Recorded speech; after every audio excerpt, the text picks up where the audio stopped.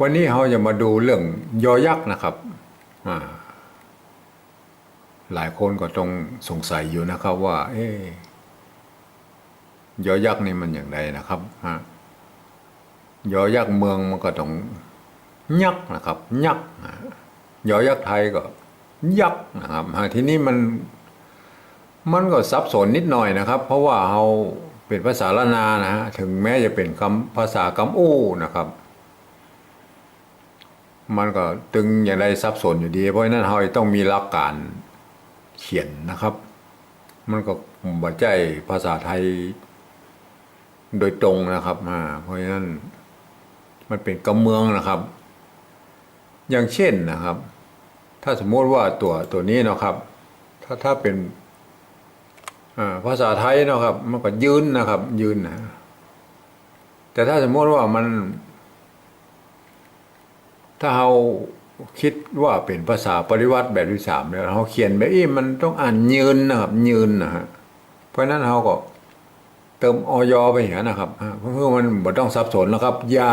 ยืนนะยืนยืนนะยายนะอย่านี่ยายนะครับถ้าเอามาใส่นะครับมันก็อ่านภาษาไทยนะครับอ่านยายนะครับ แต่ถ้าเป็นภาษากำเมืองถ้ามันจะซับซ้อนกับยังเนี่ยยักนะครับมันจะย้ายนะมันเป็นย้ายก็เลยใส่ไปเหียนะครับอยนะครับเอาตามเต็มตัวเต็มเปิ้ลนะครับตัวเต็มเปิ้ลกับอยนะครับใส่เต็มไปเหียครับอย่ายืนตีนี่ยายยังก่อนนะครับลองมาเขียนเป็นภาษาล้านนานะครับภาษาล้านนาย่านะครับอยนะครับตัวนะครับตัวเนี้ยนะครับเนี่ยคืออยนะครับตัวกับตัวเนี้ยนะครับอยนะครับแล้วก็ปยานนะครับมันก็จะเป็นตัวพิเศษนะครับอยนะฮะเนี่ยอยเห็นไหมฮะ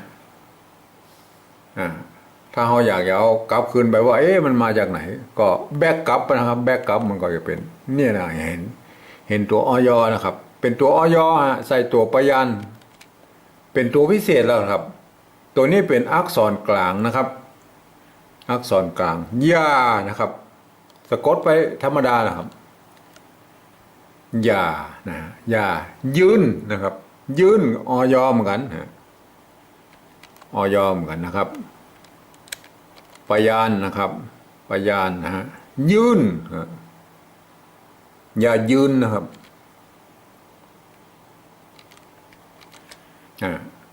ไม่กือตัวหน้าเอาไว้ทั้งลุ่มนะครับตัวหน้านะครับตัวที่เป็นสระอยู่ตั้งหน้าตั้งบนนะครับ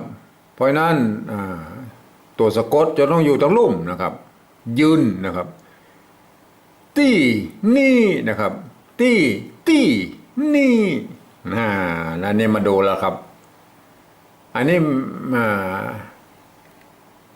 ท่านจะต้องมีตารางนี่ประกอบเสมอนะครับไว้ข้างๆไว้ว่าเสียงในภาษาล้านนานะมันเป็น6เสียงเนี่ยนะครับ6เสียงที่มันอยู่ในตารางเนี่ยกากาเนี่ยมันเสียงอย่างนะครับตี้นะครับก้ามันเสียงโทธรรมดานะครับนี่มันขึ้นแบบน้อยนะครับนี่มันเสียงโทพิเศษนะครับเห็นไหมฮะได้เอาจุดเติมฮือพอไว้ว่านี่ระวังอันนี้เป็นเสียงโทพิเศษนะนี่นะครับนี่ตี้มันบัตเต้านะมาบัตเต้านะครับตี้ก็คือมาจากที่นะครับเพราะฉะนั้นเรามาพอในตารางนี่เลยนะครับตี้นะครับเราจะใช้ตัวตะหรือตัวตะนะครับมาพอในตารางนี่เลยนะครับกานะครับตัวโทเสียงโทปกติเนี่ยครับ มันจะต้องใช้ตัวอักษรต่ำนะครับอักษรต่ำก็คือตัวตะนะครับตัวตะนะอันนี้ตัวตะนะครับตัวตะถ้าตัวตะมันตัวนี้นะครับตัวตะอย่างนี้นะครับตี้นะครับถ้าเอาเขียนอย่างนี้นะครับเขียนไปตามนี่เลยนะอันนี้ก็ตี้นะครับเป็นตี้นะครับตี้นะครับถ้าไม่เอกตีมันมาได้นะครับมันจึงต้องใช้ตัวตะนะครับตัวตะนี่ครับตัวตะตี้นะครับไม่เอกตี้ก็คือที่นั่นแหละครับถ้าเอาตามภาษาปริวัติแบบที่สองก็คือที่นั่นแหละครับตามภาษาไทยก็คือที่นะครับตี้ก็คือที่นั่นแหละครับแต่มันเป็นกำเมืองนะครับเป็นภาษาละนานะครับเขาจะต้องใช้ตัวตะนะครับอักษรต่ำนะครับตัวตะนี่อักษรสูงนะฮะเนี่ยเขาต้องมีตารางนี่เสมอนะครับตี้นี่นะครับหอนอไม่โทนะครับเป็นเสียงโทพิเศษนะครับโทพิเศษนะครับเพราะนั้นเราก็หอนอใส่หอนอไว้ก่อนนะครับตัวฮะตัวหน้านะครับปยานนะครับมันก็จะเป็นซ้อนอย่างอี้นะครับนี่นะครับนี่อันนี้ธรรมดาแหละครับทีนี้เรามาใส่ไม่ขอจ้างอะไรมันทับกันนะครับมันทับกันก็เอาปยานทำกรรมนะครับมันก็จะขึ้นไปอยู่บนนี่นะครับอย่ายืนตี้นี่นะฮะนี่อันนี้มันต้องไปทำอย่างนั้นมันก็นี่เนี่ยแหละครับเพียงแต่ว่าเวลาเราบรรยายเป็นภาษากำอู้ก็ได้นะครับเราอย่าใส่จุดประดับไว้ไม่ได้นะครับย้ายนะครับย้ายก็ธรรมดาอยนะครับอยปยานนะไม้กาตัวเนี้ยนะครับตัวเนี้ยอย่างนี้เป็นตัวสะกดแล้วเราจะต้องเอาไว้ทั้งลุ่มนะครับไว้ทั้งลุ่มสระนะครับไว้ลุ่มสระก็ปยานนะครับมันก็จะเป็นอี้นะครับมันก็เป็นหางนะครับยายนะยายอยู่ที่นี่ยายยังก่อนนะอันนี้มันยังนี่มันเสียงออกเป็นแบบละนาละครับยังตัวเนี้ยนะครับต้องใช้ตัวเนี้ยนะครับอยกันตัวเนี้ยนะครับมากันตัวเนี้ยกับตัวนี้แหละครับถ้าสมมติว่าเขาจะออกไปทางไทยเขาต้องอย่างอี้นะครับอยนะครับอย่างเงี้ยนะครับยี่อันยังนะครับยังแต่อย่างว่ามันเมืองกับเมืองนี่มันอู้ยังนะครับยังก่อนเพราะนั้นเขาก็จะต้องบ่ใจแบบอี้นะครับเขาเอาตามสำเนียงทางเมืองนะครับตัวเนี้ยนะครับไม้ซัดลงไปนะครับตัวงะนะฮะเอาไว้ทั้งลุ่มนะครับตัวสะกดเอาไว้ทั้งลุ่มนะครับสระอยู่ตั้งหน้าตั้งบนนะครับเอาตัวสะกดไว้ทั้งลุ่มนะครับยังก่อนนะครับก้อนเสียงเอกนะครับเสียงเอกต้องมาดูนี่นะครับกก่อนกาก่อนนะเสียงเอกนะครับเสียงเอกก็จะต้องใจตัวกะนะครับมาตัวอักษรสูงก็คือกะนะครับกะใส่ไม่เย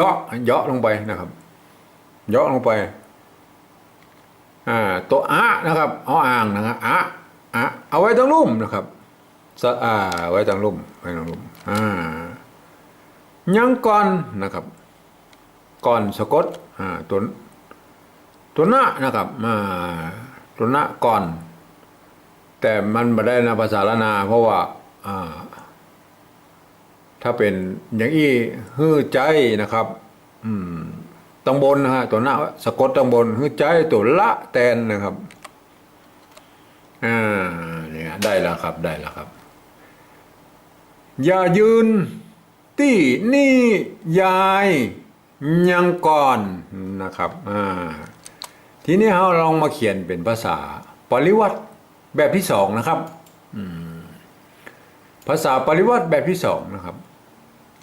ไอ้ตังโบนั่นเป็นภาษากระปูนะครับ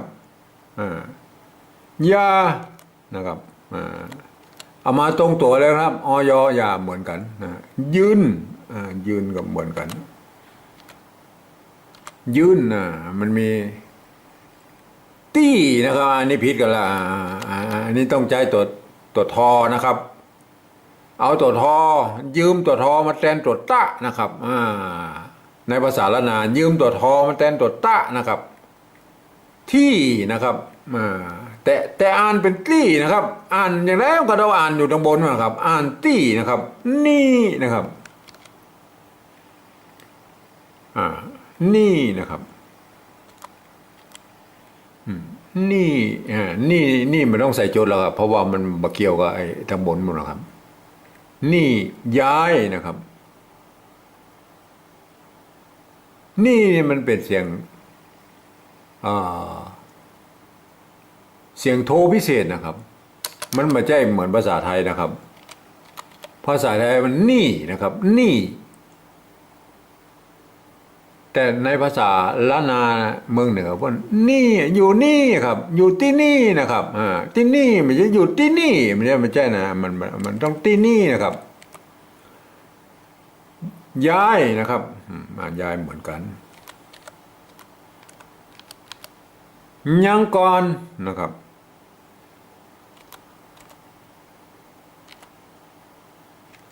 อันนี้เหมือนกันเห็นไหมฮะอย่ายืนที่นี่ยายยังก่อนนะครับจะเขียนแบบภาษาล้านนานะครับหรือปริวัติแบบสองนี่นะครับอ่านออกมาอย่างไรก็จังมันก็จะต้องอ่านทางบนเนี่ยครับอ่านแบบนี้แหละครับอ่านออกเสียงเป็นอันบนนี่หมดนะครับอย่ายืนที่นี่ยายยังก่อนนะครับมันจะต้องเสียงมันจะต้องเป็นอย่างนี้นะครับบอกว่าไผมาที่ใดมามันจะต้องมาออกมาเป็นเสียงอย่างนี้มันถึงจะได้เป็นสำเนียงล้านนาที่แท้จริงนะครับ